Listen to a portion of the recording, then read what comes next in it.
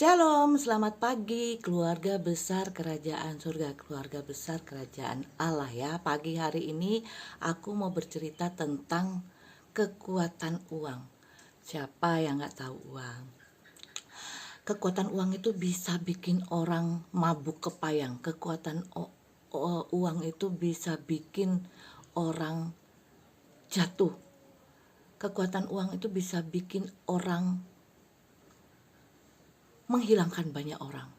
Mungkin begitu ya. Ada tuh lagu itu. Lagunya, uang bisa bikin orang senang tiada taranya. Uang bisa bikin mabuk kepayang. Mungkin gitu ya. Oke, kita lanjut ke cerita yang mau aku ceritakan di pagi hari ini. Soal kekuatan uang. Bagaimana uang bisa mengubah hidup seseorang, yang dari baik bisa jahat. Tidak semuanya sih ya, ada juga yang dipakai uang itu untuk membantu sesamanya. Nah, di sini saya mau cerita tentang kisah nyata juga ya, tentang uang yang bisa merubah orang itu seketika, bisa merubah keputusan orang itu seketika. Jadi ceritanya ini diceritakan lagi ya, seorang Perdana Menteri Winston Churchill ya, dimana dia itu akan melakukan pidato. Jadi dia itu akan pergi ke suatu tempat untuk pidato, kayaknya di BBC ya. Nah, dia sedang menunggu supirnya. Pada saat itu supirnya mungkin sedang sakit perut, atau mungkin sedang apa.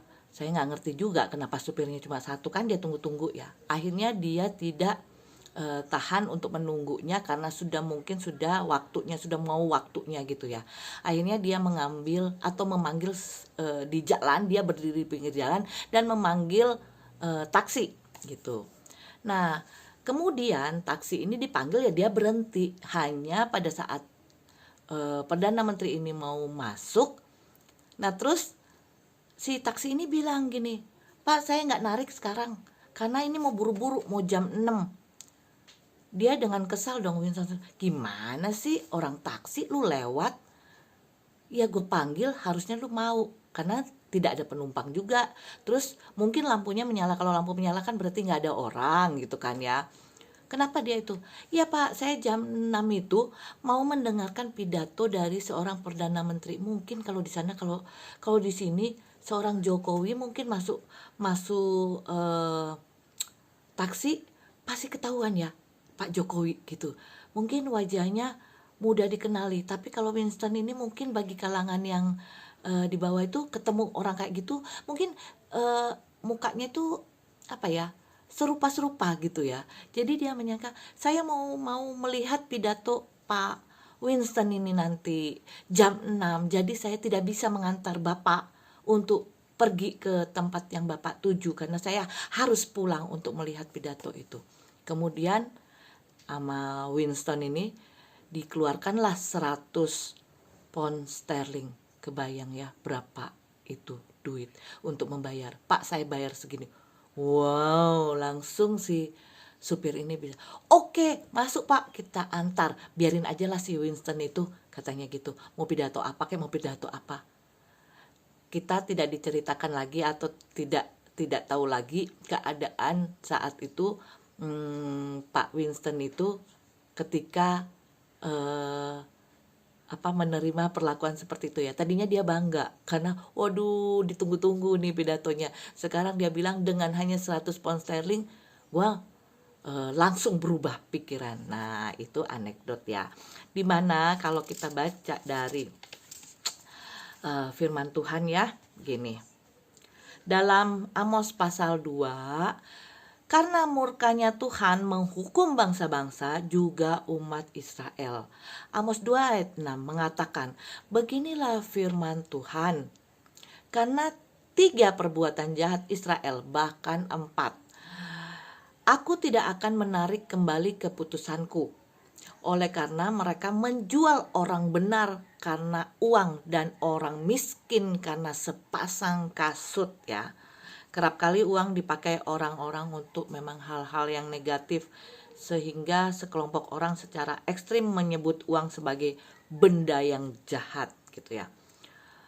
Sebenarnya uang itu bukan uang yang jahat, tapi orang yang memakainya atau orang yang menggunakan, hati orang yang terikat oleh uang itu yang jahat ya. Alkitab berkata, karena segala kejahatan ialah cinta uang. Sebab oleh memburu uanglah beberapa orang telah menyimpang dari iman dan menyiksa dirinya dengan berbagai-bagai duka. Ya, kita lihat sendiri ya, dunia ini semakin kesini uang itu berbicara banyak. Bahkan kemarin-kemarin itu ya, ada yang ditangkap, ada yang karena melakukan istilahnya bukan penggelapan ya, merugikan negara sekian triliun, wow gitu ya. Mereka itu terlihat buta, tapi kok bisa masih flexing, masih menampilkan kalau aku punya duit, aku simpen aja, gak ada orang yang tahu, jadi gak diminta. Bukan begitu. Tetapi kita lihat hamba uang ya, ketika uang itu jatuh di mana dulu. Kalau jatuh di orang benar, ya jadi benar. Kalau jatuh di orang yang gak benar, bahkan orang benar pun bisa jadi salah karena uang. So kita harus hati-hati dengan uang ini. Jangan ada dua Allah di hidup kita, uang dan Allah itu sendiri. Bahkan itu namanya mamon ya, iblis berupa duit gitu ya. Hari-hari gini memang kita butuh duit, tapi kita jangan menggadaikan iman kita karena duit. Tuhan Yesus memberkati.